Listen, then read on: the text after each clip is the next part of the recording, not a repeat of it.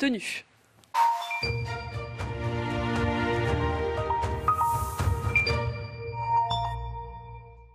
Et merci de nous accompagner pour cette grande soirée électorale et politique de second tour de la primaire de la droite et du centre, avec désormais le champion de cette famille politique après des mois de campagne et un exercice inédit au sein de la droite et du centre.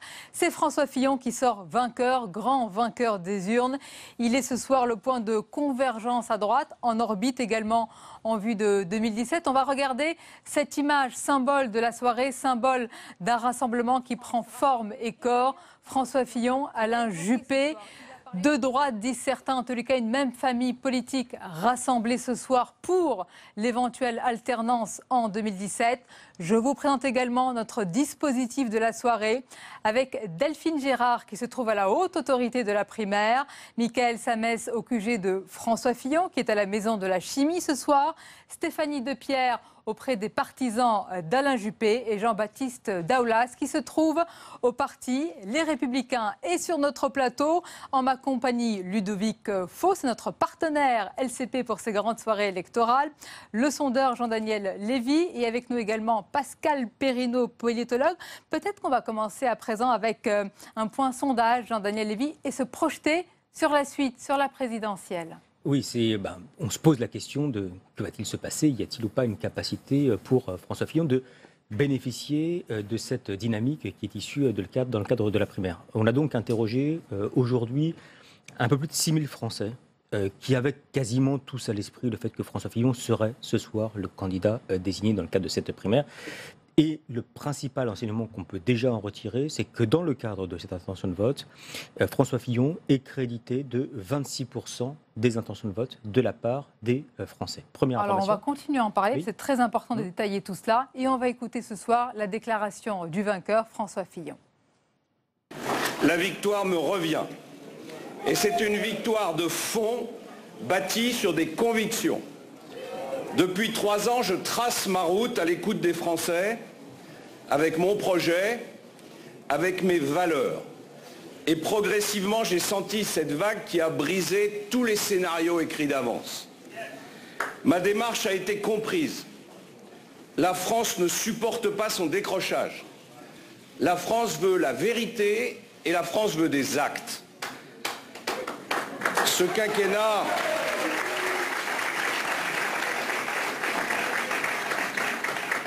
quinquennat qui s'achève a été pathétique. Il va falloir y mettre un terme et repartir de l'avant comme nous ne l'avons jamais fait depuis 30 ans.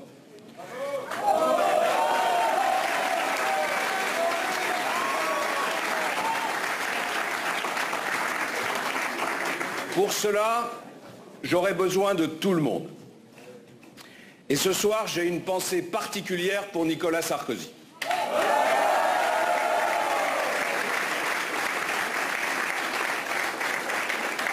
J'adresse à Alain Juppé un message d'amitié, d'estime et de respect.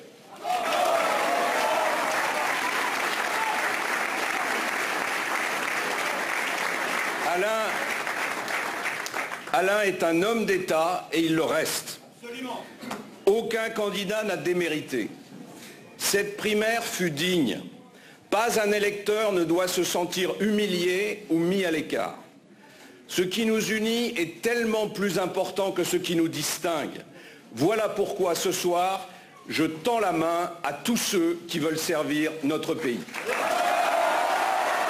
Les électeurs de la droite et du centre ont trouvé dans ma démarche les valeurs françaises auxquelles ils sont attachés.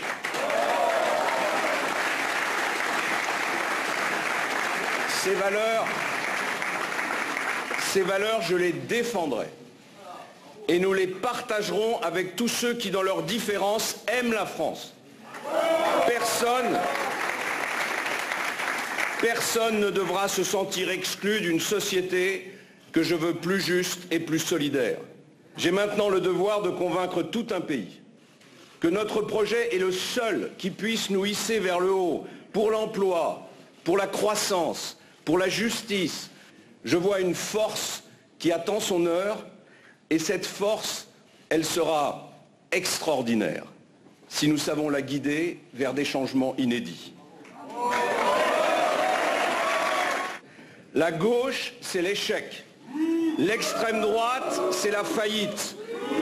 Je parle de vaincre ces partis politiques, pas de vaincre ces Français déçus, ces électeurs qui ne sont pas aujourd'hui des nôtres, mais qu'il me revient aussi d'entraîner vers l'avenir. Alors, je donne ce soir rendez-vous à tous ceux qui savent que le bonheur est une conquête. Je donne rendez-vous à tous ceux qui ont dans le cœur la fierté d'être Français. Mon ambition, c'est de hisser la nation vers le meilleur d'elle-même, et je vous le certifie, si en 2017 nous prenons fermement les choses en main, alors notre pays ira loin, parce que rien n'arrête un peuple qui se dresse pour son avenir.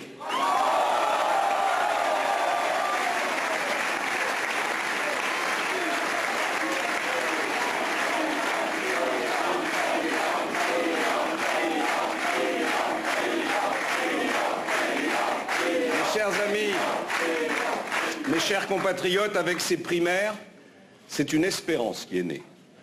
Eh bien, ma mission, c'est de la faire grandir pour la France et pour la République. Voilà pour cet extrait de la déclaration du grand gagnant ce soir. Et comment justement cette victoire a été perçue, reçue au siège de François Fillon, au QG Maison de la Chimie. On rejoint tout de suite Michael Zamès. Oui, Sonia, des clameurs, des applaudissements très nourris. Des Fillon président, comme vous avez pu entendre sur la déclaration du vainqueur de la primaire. Il y a eu plusieurs centaines de militants qui ont voulu rentrer de force ici à la Maison de la Chimie. Ils ont essayé d'écouter ce discours. Bon, ils ont été un petit peu contenus, mais il y avait une douce euphorie, c'est vrai, de victoire, surpris aussi par l'ampleur du résultat de François Fillon. Ils sont actuellement, ces militants, ces fans de la première heure ou des nouveaux fans arrivés ces dernières semaines, en train de boire un verre, champagne, verre de vin, sont en train d'être servis à côté, dans des petits salons à côté.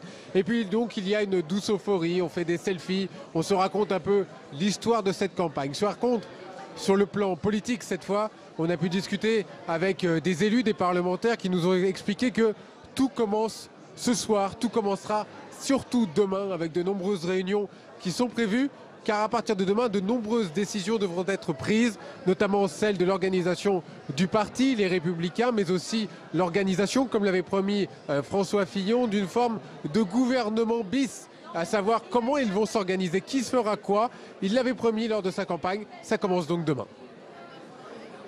Merci Michael Zamès. Tout de suite, on va écouter un extrait de la déclaration ce soir d'Alain Juppé, grand perdant avec un score très net en faveur de François Fillon. On écoute Alain Juppé. Je termine cette campagne comme je l'ai commencée, en homme libre, qui n'aura transigé ni avec ce qu'il est, ni avec ce qu'il pense.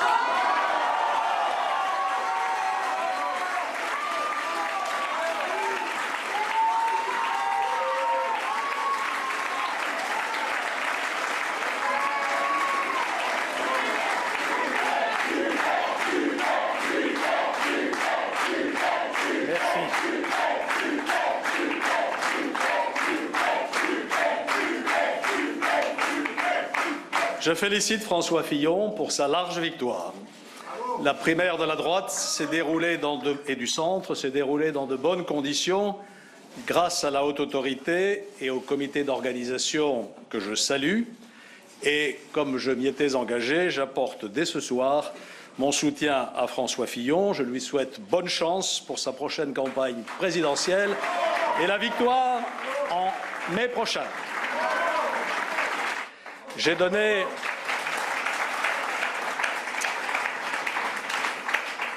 J'ai donné 40 ans de ma vie au service de la France et cela m'a apporté de grands bonheurs et quelques peines. Ce soir encore, au risque de vous surprendre, je dirais que je suis heureux d'avoir parlé aux Français tout au long de cette magnifique campagne pour leur dire ce que je crois. La tâche qui vous attend est exaltante. Vous avez de la chance. Je vous souhaite bonne chance et je souhaite par-dessus tout bonne chance à la France. Battu mais heureux ce soir, Alain Juppé. On va rejoindre tout de suite son QG avec Stéphanie Depierre qui nous fait le résumé de cette soirée. Alors évidemment, ici, ce soir, c'est la déception pour tout le monde. Vous ne le voyez pas derrière moi, mais il y a encore beaucoup de militants, paradoxalement, presque plus que pour le premier tour. Ils s'attardent, la pression retombe et puis ils essayent de discuter pour se consoler de ce score extrêmement large entre Alain Juppé et François Fillon. Beaucoup de jeunes avec Juppé, ces militants qui ont suivi Alain Juppé durant toute la campagne. Il les a d'ailleurs très largement remerciés dans son discours. Il s'est adressé aux jeunes, vous l'avez entendu tout à l'heure, en leur disant qu'ils étaient l'avenir de la France, qu'il ne fallait pas oublier l'Europe, qu'il fallait s'impliquer. Eh bien, ces jeunes sont là ce soir. Alors tous sont déçus, beaucoup ne savent pas trop s'ils vont vraiment s'impliquer dans la suite de la campagne présidentielle. Ils avaient mis toutes leurs forces dans la campagne d'Alain Juppé avant le premier tour, mais aussi entre les deux tours, même si le cœur n'y était plus vraiment. Et donc ce soir, ils essayent de se consoler et réfléchissent un petit peu avant de savoir s'ils vont s'impliquer tout autant dans la campagne de François Fillon pour la présidentielle. Et on va tout de suite aller rejoindre Jean-Baptiste Daoulas, qui est au siège du parti Les Républicains. Autre résumé de la soirée, on l'écoute. Oui, alors pour vous donner une sorte d'ambiance de la soirée, c'était un peu le cercle des sarkozystes disparus ici au siège des Républicains, puisque la cinquantaine de militants qui étaient présents, de même que la dizaine d'élus présents également ce soir au siège du parti, étaient tous des fidèles de Nicolas Sarkozy, orphelins depuis l'élimination de l'ancien chef de l'État au premier tour de la primaire. Aux alentours de 21h30, Laurent Wauquiez, le président par intérim du parti, a fait une déclaration. Derrière moi, il a appelé au rassemblement l'ensemble de la famille politique et ensuite il est descendu au rez-de-chaussée pour parler à ces militants extrêmement proches, extrêmement attachés à Nicolas Sarkozy. Et là, il a rendu un hommage extrêmement appuyé à l'ancien chef de l'État. Dans les années 1990, a-t-il dit en substance, on n'assumait pas les idées de droite, mais grâce à l'apport de Nicolas Sarkozy, on emporte aujourd'hui le flambeau. Une séquence sur laquelle s'est terminée la soirée ici au siège des Républicains. Il n'y a plus guère que quelques militants qui s'attardent encore au rez-de-chaussée. Voilà, merci Jean-Baptiste donc pour ce résumé de la soirée. Un grand vainqueur, François Fillon, un discours digne d'Alain Juppé, une droite qui regarde déjà faire 2017 et on vous en parlera tout à l'heure. Il se passe également beaucoup de choses au sein de la gauche où le duel, on peut l'appeler peut-être ainsi désormais, François Hollande-Manuel Valls est à son paroxysme, en tous les cas la relation de ce couple exécutif. Mais d'abord, restons sur les enseignements de cette soirée. Jean-Daniel Lévy, de ce second tour de la primaire de la droite et du centre, parlez-nous du report des électeurs. Qui a voté et quelles sont les motivations surtout? C'était un des enjeux et c'est toujours une des questions que l'on se pose à l'issue du premier tour. Va-t-il y avoir ou pas des électeurs qui vont suivre les consignes de vote et va-t-il y avoir ou pas une forme de démobilisation de la part des différents électorats? Pascal Perrineau le rappelait tout à l'heure qu'à peu de choses près, le score que l'on obtient ce soir, c'est la somme des voix des premiers tours de tous ceux qui se sont ralliés à chacun des candidats. C'est le cas de manière un peu théorique et lorsqu'on regarde auprès des différents électorats, on voit que ça a fonctionné. On peut voir que de la part des électeurs de François Fillon, 90% de ceux qui ont voté pour lui nous affirment avoir à nouveau voté pour lui, le reste dispersant pour partie vers Alain Juppé et également vers l'abstention.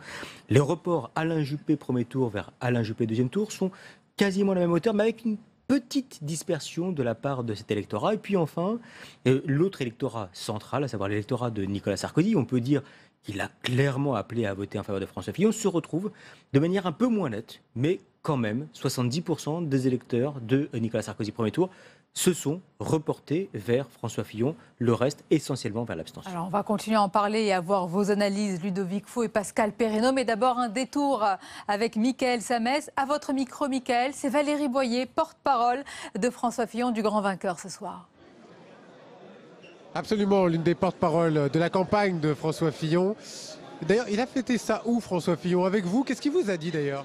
Écoutez, moi j'ai vu la fin de son discours parce que j'étais sur un plateau télé avant. On s'est embrassés, puis après il y a eu une énorme cohue et François Fillon est tout de suite parti à la haute autorité. Maintenant, je ne sais pas où il est. Qu'est-ce qui va se passer à partir de ce soir, à partir de demain matin? On nous dit aujourd'hui qu'il y a des réunions extrêmement importantes qui vont avoir lieu demain. Écoutez, je ne sais pas. Moi, tout ce que je peux vous dire, c'est que ce soir, on est tous très émus, on est heureux du travail accompli. On est surtout heureux de voir que les Français ont partagé notre enthousiasme pour François Fillon parce qu'ils se sont rendus vraiment massivement aux urnes, à la fois dimanche dernier et ce soir. Sa victoire est sans appel, elle est massive. Il a gagné la bataille du rassemblement la semaine dernière puisque Nicolas Sarkozy, Bruno Le Maire et d'autres l'ont rejoint et plein d'autres députés d'ailleurs et beaucoup de centristes l'ont rejoint. Ce soir, j'imagine que c'est le rassemblement. Ici, c'est tellement la folie que je n'ai pas vu les images, mais j'imagine que c'est le rassemblement à la haute autorité avec Alain Juppé. Et donc, demain, écoutez, je vais vous faire une confidence, j'espère qu'on va dormir un petit peu. Ça, c'est la première chose, mais plus sérieusement, on va ensuite se mettre en ordre de bataille parce que ce que les Français nous ont dit dimanche, c'est qu'ils souhaitaient l'alternance. Merci beaucoup Valérie Boyer d'avoir témoigné à notre micro. Merci, bonne soirée. Voilà Sonia pour quelques témoignages. La salle évidemment se vide notre petit à tour petit. des lieutenants, si on veut, des candidats. Et c'est le cas de Benoît à Paris, lieutenant du maire de Bordeaux Alain Juppé, au micro de Stéphanie de Pierre. Bonsoir. La défaite est sévère ce soir. Comment vous l'expliquez? Vous savez, si j'avais l'explication de la défaite, je pense que ce soir on aurait tous le sourire. Parce que ça veut dire qu'on aurait trouvé la bonne martingale pour gagner. C'est pas le cas. Il faudra quelques jours, quelques semaines pour comprendre, expliquer tout ça. Mais ce soir, c'est pas les explications de la défaite qui comptent. C'est de se dire qu'on sera rassemblés derrière celui qui a gagné, qu'on a vécu un superbe exercice démocratique, qu'on a porté de belles idées, qu'elles ont pas remporté la majorité, mais un beau résultat quand même. Pas celui qu'on espérait, c'est évident. Mais l'essentiel, c'est qu'on ait réussi une belle primaire. On a vu des divergences au cours de la semaine de l'entre-deux-tours entre une droite plus traditionnelle et une droite plus moderne, comme vous-même vous le disiez. Comment vont-elles se rassembler, ces deux droites? Vous savez, cette semaine, on a dit plusieurs choses. On a notamment dit qu'on avait 80% de choses qui nous rassemblaient et 20% de différences. Et qu'évidemment, entre les deux tours, on a plutôt regardé les 20%. Et bien maintenant, on va regarder les 80% de choses qui nous rassemblent, parce qu'on est quand même globalement, en philosophie politique, d'accord sur énormément de choses, parce qu'on est dans les mêmes formations politiques. Alors oui, il y a des différences. Il y a différentes droites. C'est pas la première fois que ces différentes droites s'expriment. Il y en a qui sont plus modernes, d'autres plus tradies. C'est la droite, effectivement, que représentait François Fillon qui l'a emporté. Nos idées, elles ont vécu. On va les faire vivre.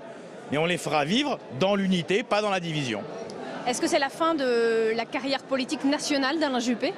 Alain Juppé restera une personnalité d'envergure. Il va rester maire de Bordeaux, une grande métropole française. Il reste une voix qui porte et qui compte à droite. Et évidemment, il sera en second plan et puis en premier plan. Merci beaucoup, Benoît Apparu, d'avoir été avec nous. Merci à vous Stéphanie. On va parler évidemment de ce mot d'ordre qui est celui du rassemblement, mais Ludovic Faux, on imagine qu'à partir de tout à l'heure, là il y a quelques minutes, quelques heures, et encore plus à partir de maintenant, c'est haro sur François Fillon pour la gauche et le Front National. Il est le candidat, donc il est la cible toute désignée ce soir. Oui, il est la cible pour la gauche qui trouve un candidat qui va cliver davantage qu'Alain Juppé. Donc effectivement, on a déjà entendu cette semaine un certain nombre de critiques sur le programme libéral et réactionnaire, si on entend la gauche, de François Fillon. Problème aussi pour le Front National puisque François Fillon pourrait mordre un petit peu sur l'électorat de Marine Le Pen. Et puis on entend là aussi ce soir les premières critiques aussi, même s'il s'était déjà exprimé dans l'entre-deux-tours, mais les premières critiques post-second tour de François Bayrou, qui vient de publier, lui, un communiqué indiquant que le programme de François Fillon posait de nombreuses questions aux citoyens et à notre société. Donc on voit que le jeu est en train de se mettre en...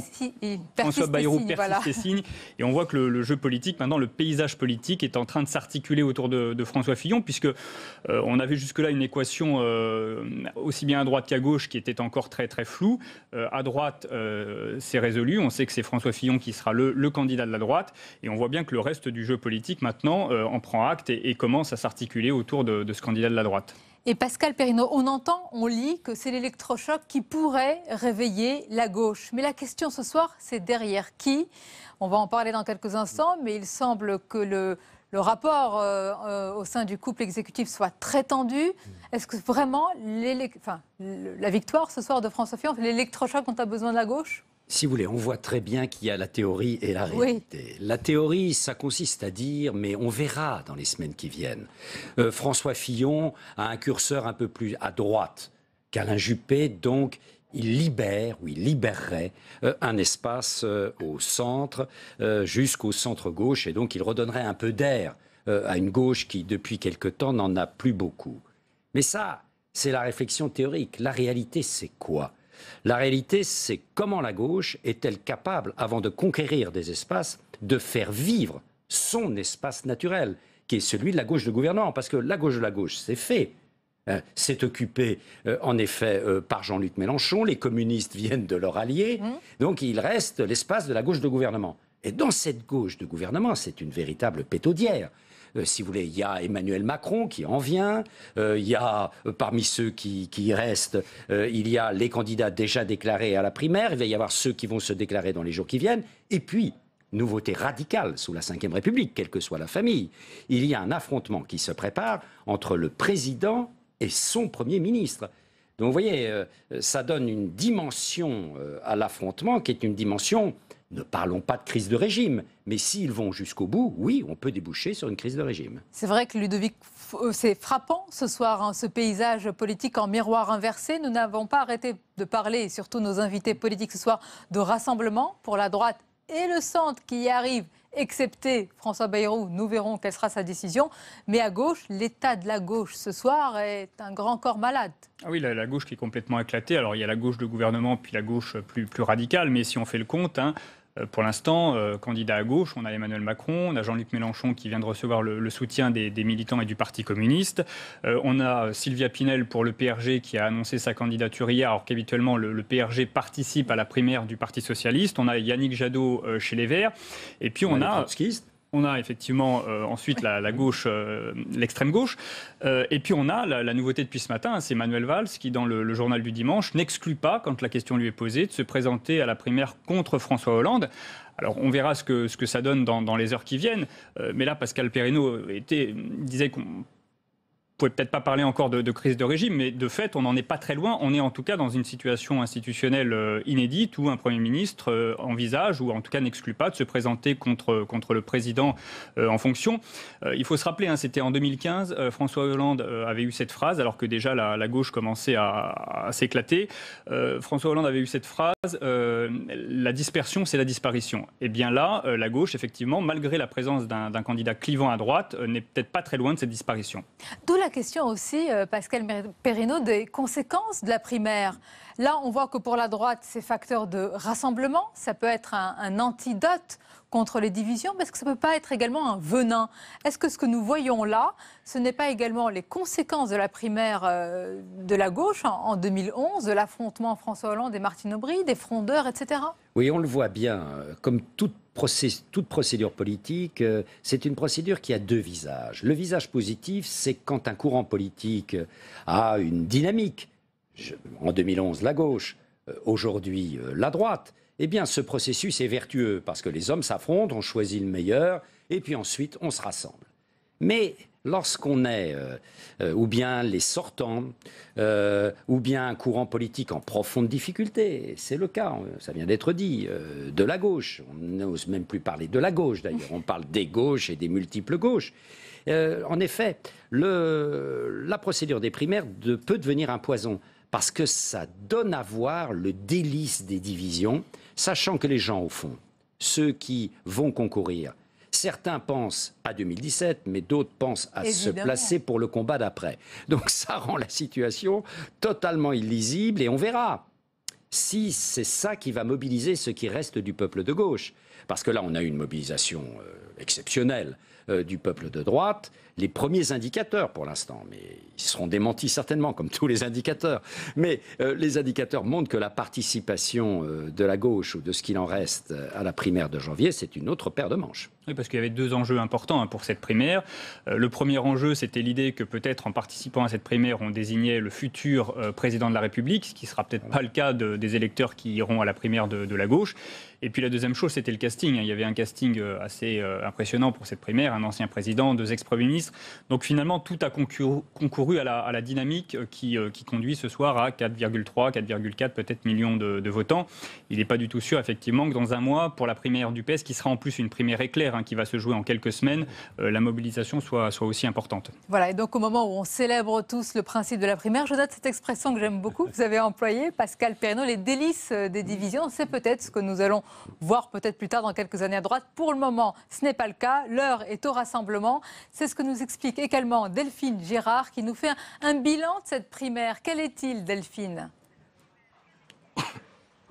Oui, Sonia, effectivement, toujours en direct de la Haute Autorité qui a donc organisé cette primaire et le bilan est effectivement très positif. On a vu cette opération réussie, à la fois double satisfaction de Thierry Solère, il l'a dit à notre micro, sur la participation. Ça a été un véritable succès populaire auprès des Français avec plus de 4 millions d'électeurs. Alors on n'a pas encore tout à fait les chiffres définitifs pour ce soir, mais on l'a dit, une participation en très nette hausse par rapport à dimanche dernier. Et puis aussi double satisfaction, je le disais, avec cette poignée de main qui s'est tenue ici devant les journalistes et les photographes à la Haute Autorité. Ce n'était pas gagné, Sonia, puisqu'en début de soirée, on savait aussi qu'il y avait Laurent Wauquiez, président par intérim des Républicains, qui aurait souhaité que cette poignée de main, qu'on puisse voir cette image au siège du parti. Et là, encore une fois, Thierry Solère a réussi à faire venir Alain Juppé et François Fillon ici pour montrer ce signe de rassemblement, pour mettre un coup de balai à 2012 avec effectivement la guerre Fillon-Copé. Là, on est clairement en ordre de bataille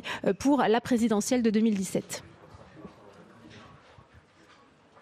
Merci à vous Delphine. Et on accueille ce soir Nicolas B. Bonsoir. Bonsoir. Secrétaire général du Front National. Et face à vous Hervé Mariton, bienvenue et bonsoir. Bonsoir. Député Les Républicains de la Drôme. Vous étiez soutien d'Alain Juppé. Vous avez naturellement rallié ce soir François Fillon. Et en vous écoutant tout à l'heure au micro de Michael Samès, vous avez dit, Hervé Mariton, c'est un commencement. Évidemment, il y a beaucoup de prudence ce soir. Attention, il n'y a pas d'euphorie. Certes, c'est l'heure du rassemblement, mais pour reprendre vos expressions, vous n'avez pas marié toutes vos filles ce soir. Je dis simplement qu'on n'a pas encore gagné l'élection présidentielle et que la primaire, elle a un immense avantage. Certains le croient. C'est d'aider. Il y a un risque. Elle a un immense avantage qui est de permettre de choisir dans des conditions de paix raisonnables notre candidat. C'est aussi un très puissant stimulant de toute une part de notre électorat. Mais il se trouve que là, le gagnant, François Fillon, félicitations, il a gagné sur un corps électoral, en tout cas sur des électeurs au nombre d'un peu plus de 4 millions. Le corps électoral auquel il faut s'adresser au moment de l'élection présidentielle, c'est 40 millions de Français. Et il y a un écart entre les deux. Il y a en effet une gauche qui est en capilotade, mais elle n'est pas morte. Ça ne plaisait pas beaucoup à Nicolas Sarkozy quand je le soulignais au moment des régionales, mais enfin, les résultats des régionales ont été pour la droite assez décevants. Nous pensions, nous aurions dû gagner largement. Il y a des régions qu'on n'a pas fait basculer, et même dans les régions que nous avons gagnées, je pense à la mienne, Rhône-Alpes, l'écart entre la gauche et la droite n'était pas extraordinaire. Le Front National a manifestement un certain impact et une certaine puissance politique aujourd'hui. Et donc l'élection présidentielle n'est pas encore gagnée. La primaire, en d'autres termes, ça n'est qu'un instrument. C'est un bel instrument, c'est un instrument réussi, mais c'est un instrument pour gagner l'élection présidentielle. Et si je peux me permettre, l'élection présidentielle est elle-même utile ensuite à réussir l'alternance.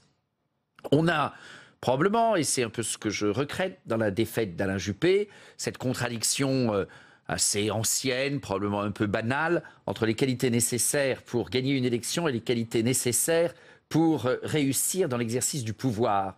Eh bien, je souhaiterais que cheminant entre la primaire et l'élection présidentielle, cette malédiction s'efface et que non seulement autour de François Fillon, nous réunissions les qualités nécessaires pour gagner une élection, mais qu'en plus on réunisse les qualités nécessaires pour réussir dans l'exercice du pouvoir. Et je note que vous avez parlé des primaires comme d'un instrument positif, et ce soir, à droite et au centre, tout le monde le célèbre. Nicolas B, je sais que ça ne va pas du tout infuser chez vous, mais quand même, comment vous regardez cette appétence, cette envie des Français, plus de 4 millions de votants, pour participer à ce jeu démocratique? Oui, ça veut dire quand même qu'il y a 41 millions de Français qui n'ont pas été votés à la primaire. Moi, je crois que la primaire, elle est une façon pour une famille politique de résoudre son problème quand elle n'a pas de candidat naturel qui se dégage. Et c'était évidemment le cas à droite, où on avait un ancien président de la République, 2 anciens premiers ministres qui se querellaient. Aucun n'avait un leadership naturel.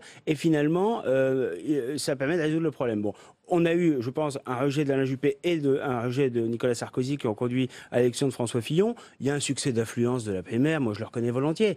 Mais je crois que ce qui a été la force de François Fillon dans cette primaire peut être sa faiblesse à l'élection présidentielle. C'est-à-dire qu'il y a, je crois, beaucoup d'électeurs de droite qui sont un électorat assez circonscrit sur le plan sociologique, qui se sont identifiés à François Fillon son attitude, son style, pas forcément sur son projet, que beaucoup de Français, à mon avis, ne connaissent pas encore bien. Et finalement, ont voté pour lui, mais je crois que dans l'élection présidentielle, il n'aura pas du tout cette capacité qu'avait par exemple Nicolas Sarkozy en 2007 à rassembler et à séduire un électorat populaire. Non mais moi je suis extrêmement dur sur Nicolas Sarkozy. Il a trahi toutes ses promesses de campagne, il a fait le contraire pendant 5 ans que ce qu'il avait promis aux Français, mais c'est vrai qu'il avait réussi à mobiliser un électorat populaire. On se souvient de son slogan travailler plus pour gagner plus. Avec François Fillon, c'est plutôt travailler plus pour gagner moins. Mais on voit bien que François Fillon n'aura pas du tout au premier tour la capacité qu'avait Nicolas Sarkozy à rassembler un électorat sociologiquement différent de son cœur de cible de droite, et n'aura pas la capacité qu'aurait eu Alain Juppé au second tour à élargir au-delà des frontières de sa famille politique. Donc pour ces deux raisons cumulées, je crois que la candidature de François Fillon comme candidat des Républicains est une très bonne nouvelle pour Marine Le Pen. Ça le mérite, évidemment. On va le voir parce que vous avez dû quand même adapter votre logiciel en urgence, parce que vous ne vous y attendiez pas. Oui, bien sûr. Non, voilà. Personne ne s'y attendait il y a encore 3 semaines à l'élection de François Fillon, mais pas plus nous que d'autres d'ailleurs. Mais en revanche, ce qui est vrai, c'est que contrairement à ce qu'on avait entendu ces derniers jours, c'est plutôt une bonne nouvelle pour le Front National. Je vais laisser réagir Hervé Mariton sur ces points développés par Nicolas B. Mais justement, vous qui avez les sondages entre les mains, Jean-Daniel Lévy, est-ce que c'est le cas? Est-ce que François Fillon n'arrive pas à rassembler ce vote dont parle Nicolas B? Dans le cadre de la première intention de vote présidentielle qui est réalisée, on peut voir que François Fillon arrive à créer une forme de dynamique politique en sa faveur, qui fait qu'il y a 2 types de mouvements. Le premier type de mouvement, c'est que tous les électeurs qui ont voté pour Nicolas Sarkozy, qui étaient par le passé un peu dispersés, se retrouvent de manière beaucoup plus massive derrière François Fillon aujourd'hui, et une partie d'un électorat qui avait voté pour Nicolas Sarkozy, qui déclarait avoir l'intention de voter en faveur de Marine Le Pen dans le cadre de l'élection présidentielle, sont moins nombreux aujourd'hui qu'ils ne l'étaient il y a encore quelques jours. Et puis le deuxième aspect, il y a même une partie de l'électorat de Marine Le Pen qui avait l'intention de voter pour elle, qui déclare aujourd'hui, pourquoi pas, voter en faveur de François Fillon. Donc ce ne sont pas des mouvements qui sont des mouvements massifs, mais en tout cas pour la première fois, ne serait-ce qu'en matière de symbolique, alors que dans les différentes enquêtes, il n'y avait que Alain Juppé qui arrivait devant Marine Le Pen dans le cas des différentes intentions de vote. Là, ça n'est pas le cas. 26% en faveur de François Fillon, 24% en faveur de Marine Le Pen. Donc c'est un progrès de Marine Le Pen par rapport à la dernière élection présidentielle. Mais en tout cas, c'est une régression par rapport aux différentes intentions de vote qu'on a pu réaliser préalablement à ce scrutin. Et avec peut-être, Hervé Mariton, un gagnant ce soir qui peut être au carrefour, à la convergence des droites. C'est ce que vous espérez? Mais ça, c'est une bonne nouvelle. Enfin, j'entends cela et je le prends comme un élément positif. Ensuite, il faut le confirmer, le construire. Qu'est-ce qu'il faut pour cela? Le renforcer. Qu'est-ce qu'Hervé Mariton, député, va faire aux côtés aujourd'hui de François Fillon qui l'a rallié? Et moi, l'exigence que je porte ce soir, et elle est tout à fait en phase avec la campagne d'Alain Juppé, c'est sur la réalité, la prévisibilité de l'action à mener. Garantir la livraison. Je pense que c'est une... y compris dans le temps long d'ailleurs, parce qu'on a un sujet avec la durée du temps. La primaire, là, c'est en novembre. Alors j'entends bien, décembre, janvier, ça va être assez largement l'affaire des socialistes. Mais tout ça laisse un temps pendant lequel les Français, probablement avec plus d'exigence que jamais, vont poser la question. Ils ont eu un sondage d'éclairage, peut-être insuffisant sur les projets, mais ok, il nous a dit ça en novembre. Qu'est-ce qui va se passer si on lui donne notre confiance au mois de mai prochain? Je souhaite que la confiance soit au rendez-vous, mais simplement les réponses devront être efficaces, de sorte à démontrer aux Français qu'on ne se contente pas de parler, mais que l'action sera au rendez-vous. Donc ce que j'appelle garantir la livraison, l'effectivité du projet, le raccord entre la campagne électorale et l'action. Et je reviens sur mon premier point, cette espèce de cohérence rare en France, mais indispensable au succès de nos idées, au succès du pays, entre les qualités pour gagner une élection et les qualités pour réussir dans l'exercice du pouvoir. Évidemment, le style et le fond. Le fond, c'est le programme de François Fillon. Certains ont dit, beaucoup ont dit qu'il n'avait pas été assez exposé ou expliqué, en tous les cas, aux yeux des Français. On va revenir sur les points saillants de ce programme. Regardez. Un journal de campagne distribué dans les boîtes à lettres. Une technique à l'ancienne que François Fillon est le seul à avoir appliquée et qui a payé. La recette d'un candidat libéral qui prône l'austérité. Eh bien, si on ne peut rien faire pour éviter la faillite, alors mieux vaut rester chez soi. François Fillon ne promet pas moins de 100 milliards d'économies budgétaires. Principale source de diminution des dépenses publiques, le nombre de fonctionnaires. 500 000 en moins sur 5 ans, en portant leur temps de travail à 39 heures. Je préfère supprimer l'ISF plutôt que de voir l'économie française sans capitaux passer sous contrôle étranger. En bon libéral, le député de Paris promet de réduire massivement la pression fiscale. Suppression de l'ISF, augmentation de la TVA de 2 points et baisse de cotisation pour les entreprises. Sur le plan de l'emploi, François Fillon veut réformer le marché du travail. Sa recette, la flexibilité. Suppression des 35 heures, mise en place de référendums d'entreprise pour contrer le monopole syndical et création d'un nouveau motif de licenciement pour réorganisation. Je remettrai la famille au cœur de toutes les politiques publiques. François Fillon souhaite remettre en cause les réformes menées par François Hollande, en rétablissant l'universalité des allocations familiales et en fixant le plafond du quotient familial à 3 000 €. Quant au mariage pour tous, il veut réécrire le texte. Son but, fermer l'adoption plénière aux couples homosexuels. Donc la première chose que je veux faire, moi, c'est désétatiser le système de santé. Il est beaucoup trop étatique. Un système de santé moins coûteux et plus efficace, c'est l'objectif de François Fillon. Suppression du tiers payant généralisé, suppression de l'aide médicale d'État, limitation des remboursements sur les affections graves et de longue durée, le reste pris en charge par les mutuelles, une prescription radicale. Voilà pour ce projet de François Fillon et merci de nous suivre pour cette grande soirée électorale. Public Sénat et LCP, notre partenaire, l'éditorialiste Ludovic Faux, nous accompagne tout au long de cette soirée. Et avec Nicolas B et Hervé Mariton, on accueille à présent Gérard Longuet. Bonsoir. Bonsoir. Et bienvenue, sénateur Les Républicains de la Meuse, soutien de François Fillon. Gérard Longuet, vous entendez, je suppose, tout à l'heure de plateau en plateau, ce qui est dit un petit peu à la fois par la droite, soutien d'Alain Juppé aujourd'hui qui s'est rallié à François Fillon et puis le centre. Il y a besoin davantage de pédagogie, de certains éclaircissements sur le projet de François Fillon, même si le rassemblement semble clair ce soir. Est-ce que vous l'entendez ce message, cette nuance ? Parfaitement. Je crois que nous avons un nouveau calendrier pour les présidentielles. En ayant accepté le principe des primaires, on a complètement changé les règles du jeu et nos électeurs ont apprécié ce changement puisqu'ils ont voté massivement. Et je crois que le premier élément, c'est qu'ils ont voté massivement. Ce qui donne aux candidats la force de ne pas être sortis d'un arrangement ou d'une performance médiatique ponctuelle. C'est bien, c'est un candidat en profondeur. Maintenant, ce candidat va affronter 5 mois de campagne. Et naturellement, pendant ces 5 mois, il va devoir préciser vis-à-vis de l'opinion en général, vis-à-vis de l'opinion organisée, des groupes de pression, des groupes d'intérêt, des syndicats, du patronat, des associations. C'est tout à fait normal, c'est vraiment la vie démocratique. Et d'abord, parler aux responsables de sa propre famille politique et aux voisins immédiats qu'il faut convaincre et rassembler. Donc le travail... Ça a déjà commencé ce soir, on imagine, avec de nombreuses réunions ? Non, je pense pas. Je pense que ce soir... Moi, je voudrais saluer la dignité d'Alain Juppé. Ce que beaucoup ont fait, bien sûr. Mais c'est parce que c'est vrai, c'est un homme d'État, c'est un homme de conviction. La différence, elle porte principalement sur les méthodes, pas sur le fond. Et écoutez Gérard Longuet, parce que Jérôme Chartier, qui est au micro de Michael Samès au QG de François Fillon, partage également votre sentiment sur ce discours de dignité ce soir d'Alain Juppé. Jérôme Chartier, vous avez été avec évidemment François Fillon ce soir. Tout d'abord, votre sentiment très personnel, vous étiez l'un des derniers depuis très très longtemps à croire à cette victoire, alors que c'est vrai que les sondages disaient le contraire. Comme quoi j'ai bien fait d'y croire, parce que François Fillon était en train de réaliser sans doute la plus belle campagne de la droite depuis des années. Il a prouvé ce soir avec cette victoire incontestable. Donc je m'en réjouis ce soir, mais c'est en même temps une victoire qui oblige, comme on dit, puisque c'est un score sans appel. Une vraie responsabilité, une responsabilité de rassemblement, mais en même temps une responsabilité qui consiste à veiller à l'intégrité du projet. Et je suis certain que ça sera la préoccupation de François Fillon, de veiller à ce que ce projet qu'il a proposé aux Français reste le même projet pour l'élection présidentielle. Vous êtes convaincu de cela? Le projet d'aujourd'hui restera le projet de demain?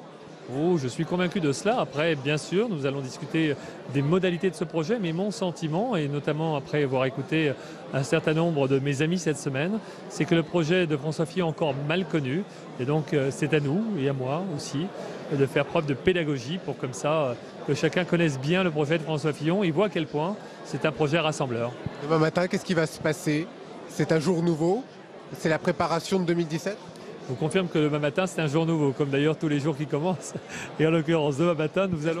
J'avais compris. Et donc, demain matin, nous allons commencer à préparer la campagne présidentielle, puisque maintenant que les électeurs de la droite et du centre ont pris leur décision, c'est le moment de la campagne présidentielle qui commence. Heureux ce soir? Oui, je suis heureux, mais en même temps, j'ai conscience de la responsabilité que les Français ont confiée à François Fillon, et donc... je me mets à la hauteur de cette responsabilité-là comme humble porte-parole de François Fillon. Merci beaucoup Jérôme Chartier d'avoir répondu en direct à nos questions. À tout à l'heure Sonia. Merci Mickaël Samassé. Effectivement, demain est un autre jour. Mais d'abord, on poursuit notre soirée ce soir.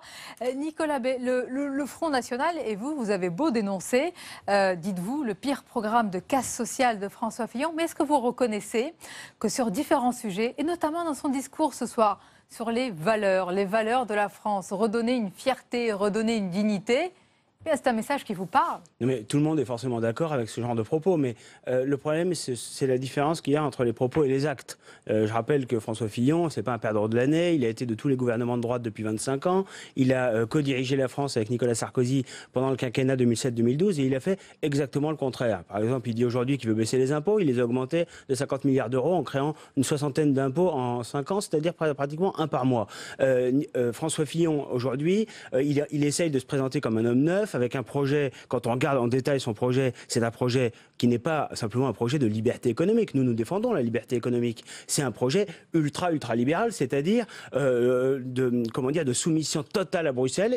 D'ailleurs, la question de l'Europe, de la construction européenne, n'a pas du tout été évoquée par François Fillon pendant cette campagne. Lors du débat avec Alain Juppé, ça fait partie des grands sujets qui ont été totalement occultés. On n'a pas parlé d'Europe, on n'a pas parlé d'islamisme radical. Vous allez développer votre argumentaire. Oui. On va écouter Anne Levat, puisqu'elle apporte les derniers résultats peut-être de la soirée depuis la haute autorité de la primaire. Clôture, j'allais dire, de cette soirée et de ce week-end que vous avez vécu avec nous. Je serai brève sur les résultats puisque vous les avez suivis exactement en même temps que nous, avec une actualisation chaque minute. Il nous reste environ 300 résultats, donc 300 bureaux de vote à consolider dans les minutes ou les heures qui viennent.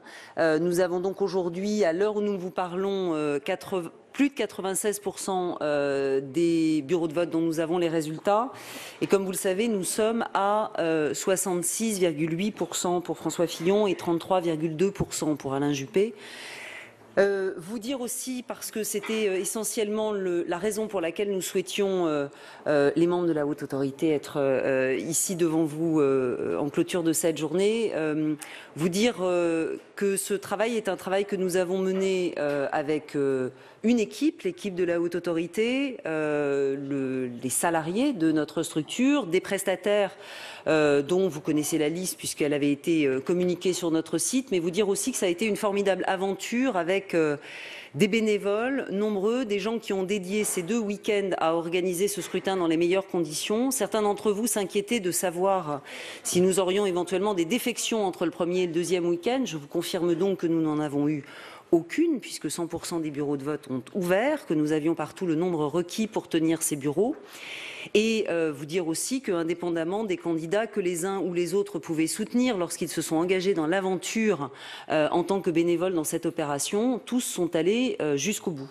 C'est l'occasion aussi, et je voulais le dire, de remercier véritablement tous les candidats, évidemment ceux du deuxième tour, mais aussi ceux du premier tour pour la confiance qu'ils nous ont faite, de bout en bout, puisque nous avons, en lien bien sûr avec Thierry Solaire, très régulièrement échangé avec eux sur l'organisation de cette primaire, que nous n'aurions pas pu mener à bien cette opération sur laquelle nous avons commencé à travailler maintenant il y a 1 an.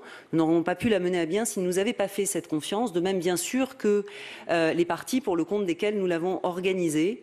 Vous le savez, l'une des originalités de cette opération a été de confier à une structure extérieure aux partis politiques cette mission d'une primaire de la droite et du centre. Vous indiquez aussi, parce que c'est des questions qui nous ont été posées à de nombreuses reprises dans les jours qui viennent de s'écouler, ce que sont les étapes à venir, outre bien sûr la proclamation définitive des résultats de ce deuxième tour qui devrait survenir mercredi, puisque c'est notre jour de réunion habituelle. Vous dire qu'ensuite, les étapes à venir, eh bien, c'est la disparition en quelque sorte de la haute autorité, disparition qui est programmée, puisque nous avons une mission ponctuelle, une mission qui s'achève le 1er avril 2017 en vertu de nos statuts, et que c'est donc d'ici le 1er avril 2017 que vous saurez absolument tout sur le détail du déroulement de cette opération. Nombreux sont ceux d'entre vous qui nous ont posé la question de notre financement. Comme nous sommes un parti politique, tout cela sera évidemment remis à la commission des comptes de campagne et des financements politiques et publié au journal officiel. Beaucoup se sont posé la question aussi de savoir ce que serait notre reliquat et ce qu'il deviendrait. Je vous rappelle qu'il est versé au candidat qui a remporté la primaire pour son compte de campagne. Vous dire quel est son montant exactement, je ne peux pas ce soir, puisque ça fait évidemment partie des éléments qui sont remontés dans les heures et les jours qui viennent, et que donc sans doute nous aurons l'occasion de vous présenter d'ici cette disparition juridique un petit peu le bilan, en tout cas des observations sur la manière dont nous avons fonctionné. Voilà pour ce bilan d'Anne Levade, bilan d'ailleurs réussi, je crois qu'on peut vraiment le reconnaître, de cette primaire de la droite et du centre. Et maintenant, Gérard Longuet, on est déjà dans la suite, et pas seulement à droite. François Fillon réveille, semble-t-il, la gauche, qui est dans un état très compliqué, et hérisse le Front National, qui doit recalibrer toute cette stratégie présidentielle. Mais dès demain et dès ce soir, vous l'entendez sur ce plateau, c'est haro sur votre candidat commun désormais. C'est rassurant. Ça prouve qu'il inquiète le Front National. La gauche m'intéresse parce que je voudrais savoir si Hollande n'est pas en train de multiplier les candidatures hors primaire pour pouvoir justifier la sienne le moment venu, hors primaire également. Lorsque Mme Pinel, que personne ne connaît et qui est candidate du Parti radical de gauche, elle a été ministre quand même. Je suis, gloire passagère, elle n'a pas laissé une trace particulière. Différents candidats, oui. Je veux dire, elle déclare qu'elle sera candidate hors primaire. Mélenchon est hors primaire, Macron est hors primaire. Qui reste-t-il dans la primaire? Montebourg à Mont. Madame Lienemann ne sera sans doute pas candidate in fine. Et donc, évidemment, la victoire triomphale de François Hollande contre Hamon et Montebourg, qui d'ailleurs n'est même pas certaine, ne prouve rien. Donc je pense que François Hollande est en train de nous préparer une opération du genre... la primaire, ça ne marche pas à gauche, puisque de toute façon, il y a un leader, et je me présente. C'est nul. Je voudrais revenir en arrière sur un sujet qu'évoquait indirectement Hervé, je l'entendais. Nous avons 4 mois, mais la première partie de ces 4... Enfin, ça va être vraiment l'occasion de construire l'alternance telle que nous l'imaginons. Et c'est un travail collectif de l'opposition, et c'est un travail avec... tous les gens de bonne volonté qui voudront bien travailler avec nous. Voilà, c'est exactement d'ailleurs ce qu'a dit François Fillon. Et Hervé Mariton va nous expliquer comment, comment il va décliner justement ce travail en commun avec des réglages probablement à apporter également entre les jupéistes et les fillonistes. Il y en a toujours. Nicolas B, dites-nous maintenant, je vais vous laisser réagir, quelle est la stratégie, j'allais dire, du Front National? Comment appréhender un candidat souverainiste? Non, ça fait sourire, excusez-moi, mais ça vous fait sourire, vous.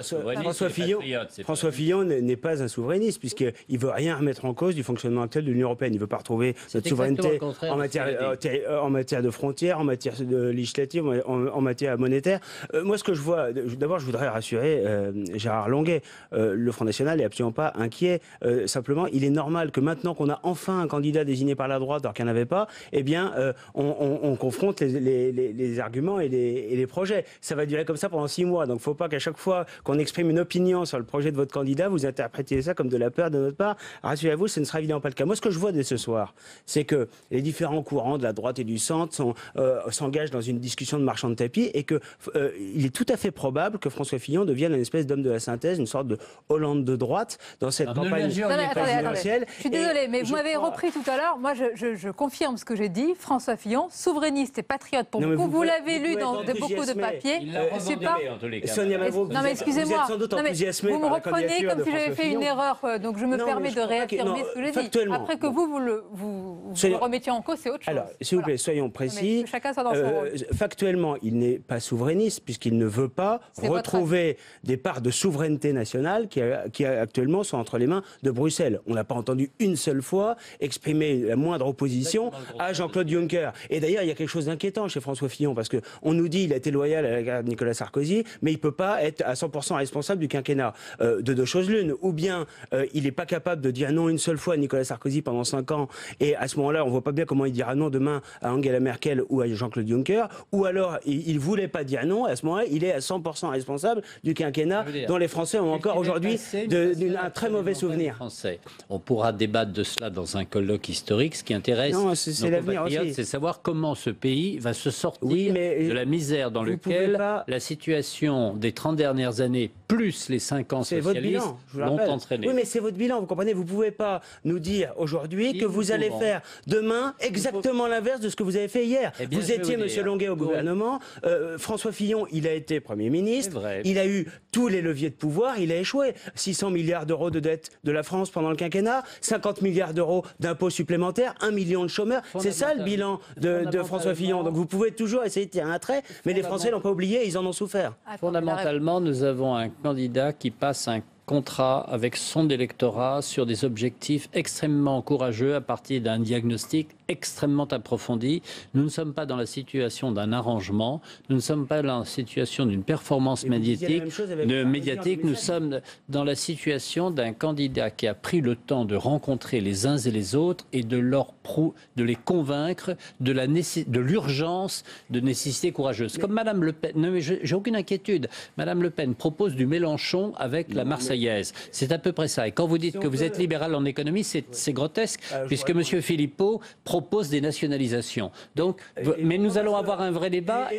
Nicolas Sarkozy, il avait fait quoi avec Alstom quand il était ministre de l'économie et des Finances? Il avait fait une nationalisation partielle. C'est exactement ce que nous défendons. Dans le paysage politique, en tous les cas. Oui, d'accord, mais enfin, en l'occurrence, je pense que Gérard Longuet en a un souvenir précis. Il fait ce que l'État doit faire en situation de crise et ce que le gouvernement américain, qui est en général libéral, avec M.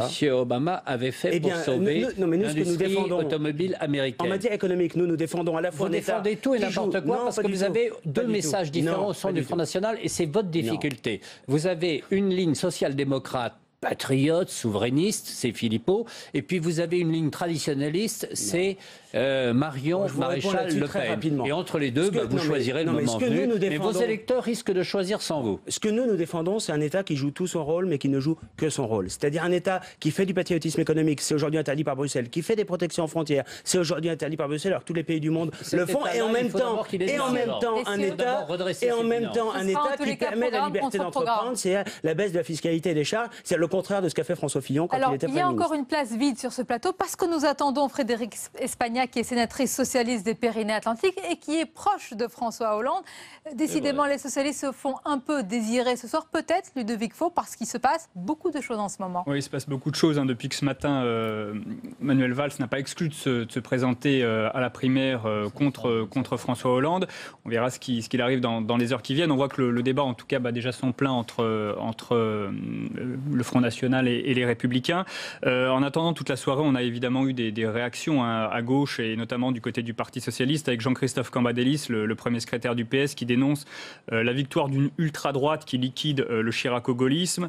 Benoît Hamon qui parle d'un projet très dangereux sur le plan social dans un esprit de revanche idéologique. Et puis Christian Paul, le chef de file des frondeurs, qui met en garde contre une révolution conservatrice. Donc on voit que effectivement c'est haro sur François Fillon du côté du Parti Socialiste. Le problème du Parti Socialiste étant effectivement que on est en train d'entrer dans une sorte de crise institutionnelle depuis cette fameuse interview de Manuel Valls ce matin. On verra ce qu'il arrive dans les toutes prochaines heures avec des rumeurs qui courent concernant un éventuel remaniement qui pourrait intervenir demain ou dans la semaine. Après une démission, donc pas d'informations confirmées pour l'instant, mais on voit bien que tout ça est en train de bouillir et que pendant que la droite en tout cas se met en ordre de bataille, la gauche et notamment la gauche de gouvernement est en voie de décomposition. Total. Voilà, merci de votre ajout, j'allais dire Gérald Longuet. Je vous remercie, je remercie les invités politiques. Il y a plusieurs gagnants, peut-être un grand gagnant ce soir qui est François Fillon. L'autre gagnant, c'est la primaire de la droite et du centre. Et à sa tête, c'est la présidente de cette primaire, Anne Levade. Peut-être un mot, voilà, qu'on va écouter justement au micro de Delphine Girard. Oui, effectivement, Sonia, avec Anne Levade, présidente de la Haute Autorité pour cette primaire de la droite et du centre. On arrive au terme du dépouillement. Vous vous félicitez d'un scrutin qui s'est déroulé sans irrégularité ? Écoutez, pas d'irrégularité, pas de difficulté, une participation importante. À ce stade, d'ailleurs, pas de contestation de la part des candidats.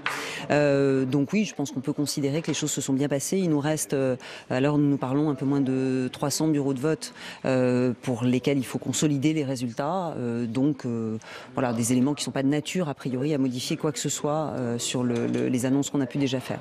Et de défection pendant cet entre-deux-tours, tous les bureaux de vote ont pu être tenus normalement, c'est ce que vous disiez ? Oui, alors 100% des bureaux de vote. Enfin, c'est vrai qu'il y a quelques mois, quand on évoquait 10 228 bureaux de vote, on pensait que nous n'arriverions pas à avoir les gens suffisants pour le faire. Finalement, c'est vrai que la mobilisation a été très importante.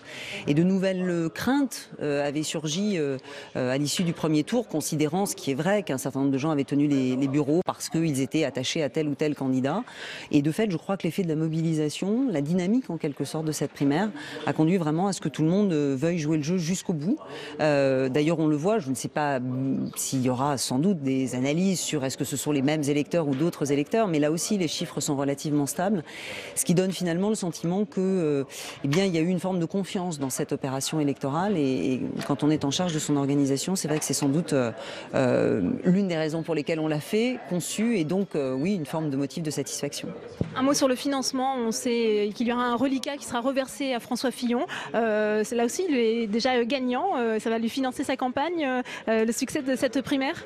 Alors, lui financer sa campagne, non, parce que le montant d'une campagne présidentielle est évidemment beaucoup plus élevé. C'est vrai que les règles qui avaient été fixées pour cette primaire, c'est celle d'abord d'un autofinancement de l'opération, puisque le Parti Les Républicains et le Parti Chrétien-Démocrate nous avaient préfinancé, et que donc notre priorité dans l'ordre, c'est bien sûr de payer nos prestataires, puis ensuite de rembourser ces partis qui nous ont fait une avance de financement. Et puis effectivement, le reliquat va au candidat qui a remporté la primaire, puisque finalement la particularité, c'est que ça n'est pas fléché vers un parti en particulier, ça n'est pas un parti qui organise, et que l'exercice même consiste à désigner le candidat à la présidentielle. Vous avez parlé de la programmation, la disparition programmée de la Haute Autorité. Qu'est-ce qui va se passer pour vous, Anne Levade ? Je compte pas disparaître avec la Haute Autorité. Non, avec le Conseil constitutionnel pour vous ? Non, alors ça, il y a toujours beaucoup de... Voilà, moi, vous savez, je vais retourner à mes amphis, que j'ai d'ailleurs pas complètement quitté, mais où j'ai passé forcément un tout petit peu moins de temps ces dernières semaines. Voilà. Peut-être une dernière question. Un conseil à Thomas Clé, que vous connaissez très bien, qui va avoir en charge l'organisation de la primaire à gauche ? Je ne sais pas s'il y a lieu de lui donner un conseil, parce que j'imagine que c'est aussi des questions sur lesquelles il a réfléchi et travaillé depuis longtemps. Peut-être le sentiment que j'ai, c'est qu'il faut finalement avoir peur de rien dans ces opérations-là, parce que il faut d'abord une équipe très soudée, l'envie d'y aboutir, et puis la preuve est faite que on peut, manifestement les Français ont envie de participer à ce type d'exercice, donc on peut effectivement mobiliser des gens pour organiser une telle élection. Merci beaucoup Anne Levade d'avoir été en direct avec nous sur les chaînes parlementaires. C'est à vous Sonia. Merci à vous Delphine, c'était effectivement Anne Levade à votre micro, dont tout le monde d'ailleurs reconnaît l'efficacité et le sérieux dans l'organisation de cette primaire de la droite et du centre. En notre compagnie à présent, et merci d'abord de nous suivre sur les chaînes politiques et parlementaires Public Sénat et LCP. Ludovic Faux, l'éditorialiste politique d'LCP, nous accompagne toujours. Avec nous Véronique Reilsout, qu'on a avec plaisir. Bonsoir Véronique, spécialiste des réseaux sociaux, directrice générale de Dentsu Consulting. Notre chroniqueur économique Jean-Louis Gombault est là. Rebonsoir. Pascal Perrineau également, politologue, spécialiste de la sociologie électorale. Et Jean-Daniel Lévy qui va nous faire un point sondage à présent. On va se projeter, Jean-Daniel, sur la présidentielle.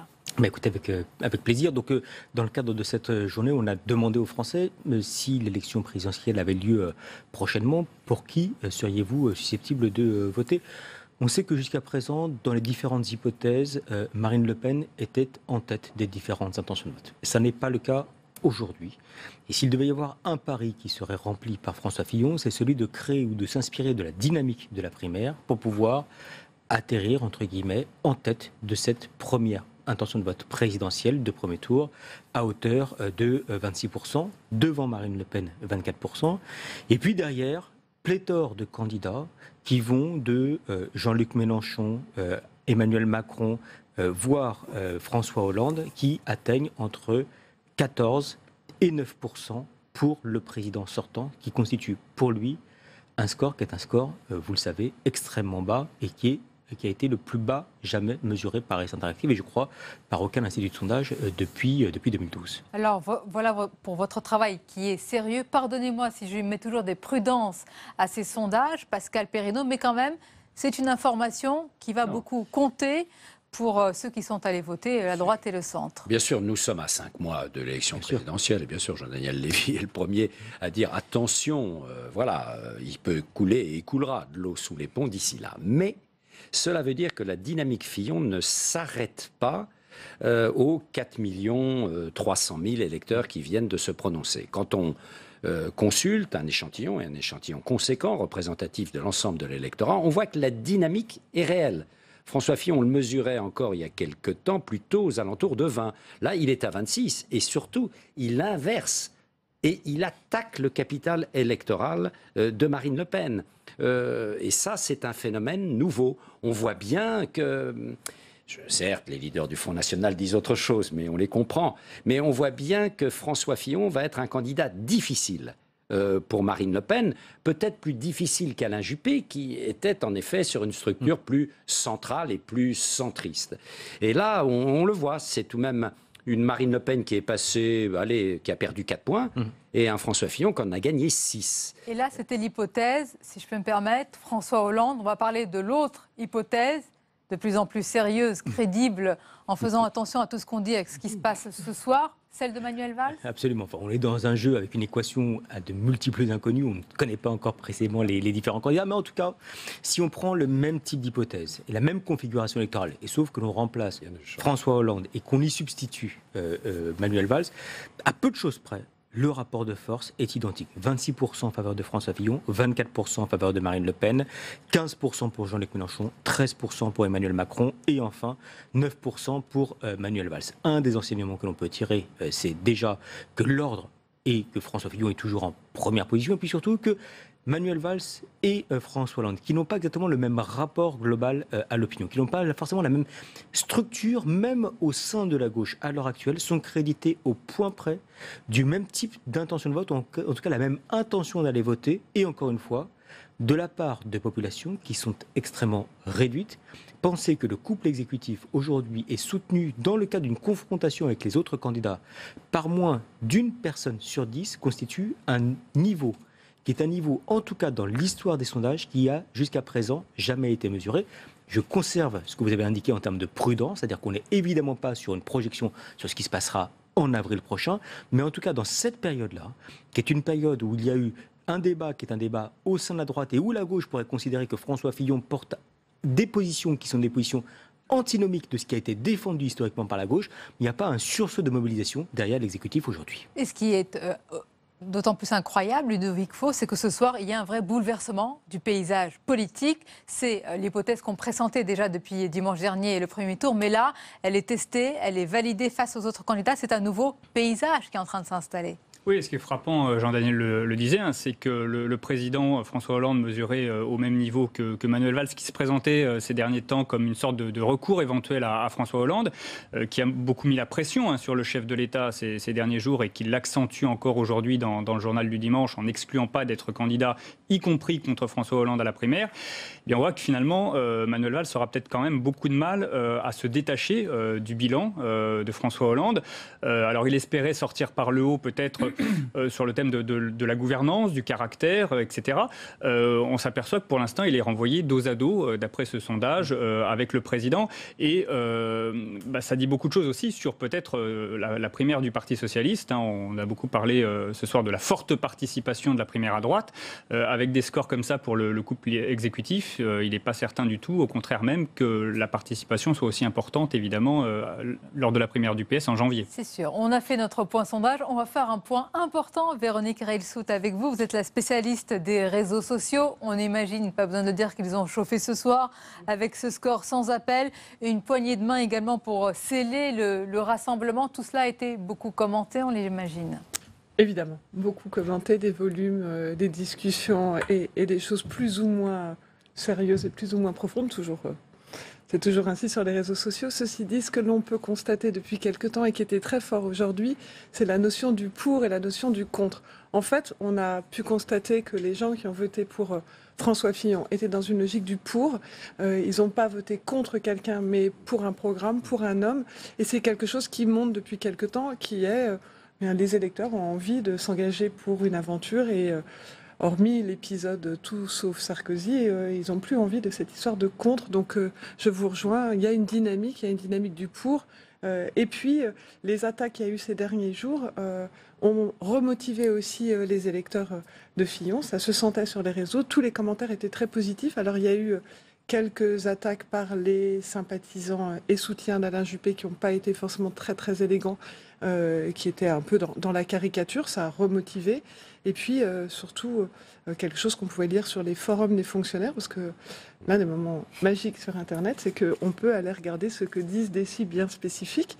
Eh bien, les fonctionnaires étaient extrêmement mobilisés tout ce week-end et toute la journée, avec des propos très forts contre M. Fillon. Et puis c'était la même chose pour les sympathisants de gauche. Ils étaient très mobilisés, mais ils ont été mobilisés en ligne, mais on ne les a pas retrouvés sur le terrain. Donc ça veut dire qu'il y a une dynamique là encore, mais c'est une dynamique contre et pas une dynamique pour. Donc ça donne sans doute raison, en tout cas quand on lit sur les réseaux sociaux, la réalité de cette attente des Français. Et pour répondre à la question que posait tout à l'heure Jean-Luc Gaumont, pour savoir justement sur les fonctionnaires et rebondir également sur les propos de Véronique, effectivement, on a la même attitude de la part des fonctionnaires. On l'a regardé un peu plus précisément au sein d'Aris.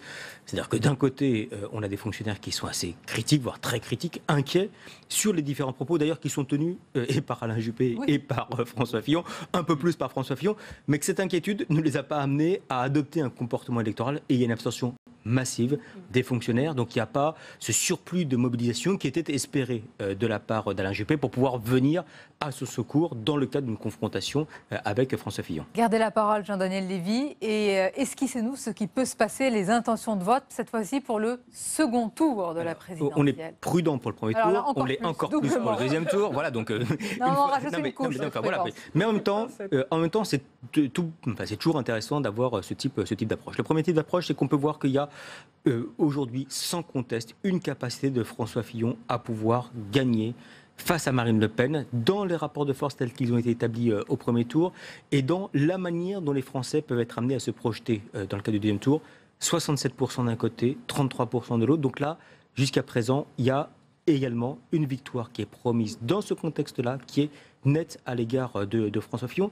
Là où c'est également une surprise, c'est que jusqu'à présent, celui qui était le garant d'une victoire nette face à Marine Le Pen, c'était clairement Alain Juppé. Et donc dans ce contexte-là, et dans le contexte de la primaire aujourd'hui, nous avons une dynamique qui est une dynamique en faveur de François Fillon dans cette période actuelle qui lui est favorable et qui lui permet non seulement de faire en sorte de faire le plein, entre guillemets, des électorats de premier tour de Nicolas Sarkozy ou de François Bayrou, mais également de ne pas créer d'effet repoussoir de la part de l'électorat de François Hollande. Quand on interroge les électeurs de François Hollande, ils sont près de 8 sur 10 à déclarer « j'ai voté pour François Hollande au premier tour de l'élection présidentielle de 2012 ».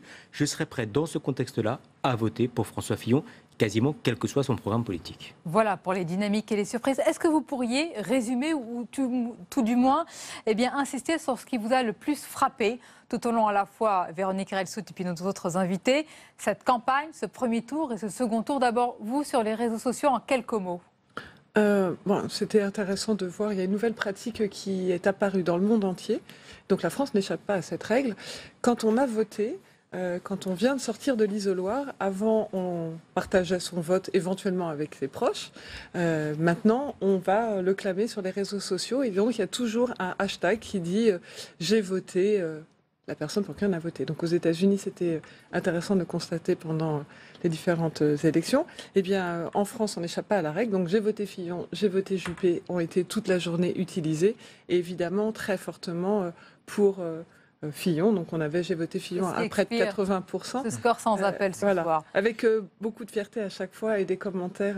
Je me suis engagée, mais c'est intéressant, ça sera intéressant à suivre parce que ce fameux hashtag j'ai voté quelqu'un est une nouvelle pratique intéressante à suivre. Que vous avez constaté, vous, spécialiste Véronique Reilsout. Même question, Jean-Luc Gombault, ce qui vous a frappé, interpellé pour une campagne, on peut le dire, qui a été très digne, en tout cas qui a offert un spectacle d'une droite et du centre qui a été salué.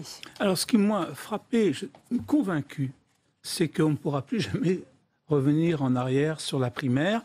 Et ce qui m'a aussi frappé, à partir de ce qu'a dit M. Longuet tout à l'heure, c'est la gauche qui a introduit les primaires. Et il nous a expliqué que sans doute la gauche se passerait des primaires, c'est-à-dire une situation absolument extraordinaire. C'est elle qui a mis ça sur la table et celle qui, en définitive, va sans doute le retirer de la table pour ce qui la concerne. Voilà les deux choses qui m'ont frappé. Même question, et peut-être une réponse tout aussi rapide, Pascal Perrineau. Moi, ce qui me frappe, c'est qu'on est peut-être, il faut être prudent, en train de changer d'air. Depuis des années et des années, les Français ont pris l'habitude de voter contre. Le vote Sarkozy contre Hollande, le vote Hollande contre Sarkozy, le succès du vote Le Pen contre le système. Et on voit bien qu'avec François Fillon, c'est un peu quelque chose d'autre qui est en train de s'inventer. Il faudra y être extrêmement sensible, c'est-à-dire un vote davantage positif, comme on dit dans le discours de la grande distribution. La grande réussite de François Fillon, c'est de positiver le vote. Il est au carrefour donc de la droite, on peut le dire, n'est-ce pas? Et il n'y a plus de prise unique, on ne va pas faire tous les jeux de mots ce soir. On va rejoindre à présent Michaël Samès qui va nous dire, puisqu'on est dans la presse, ce qui va se passer pour François Fillon, comment cela s'organise dès demain. François Fillon qui est rentré chez lui se reposer. Donc du coup, les militants quand même un petit peu déçus car il n'y a pas eu vraiment de fête ce soir.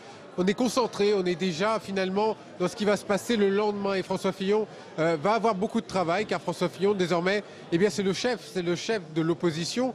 Il va devoir nommer ou en tout cas valider qui sera le prochain président des Républicains. Et à partir de demain, il y aura des rendez-vous de travail très importants car à partir de demain va s'organiser l'élection présidentielle de 2017.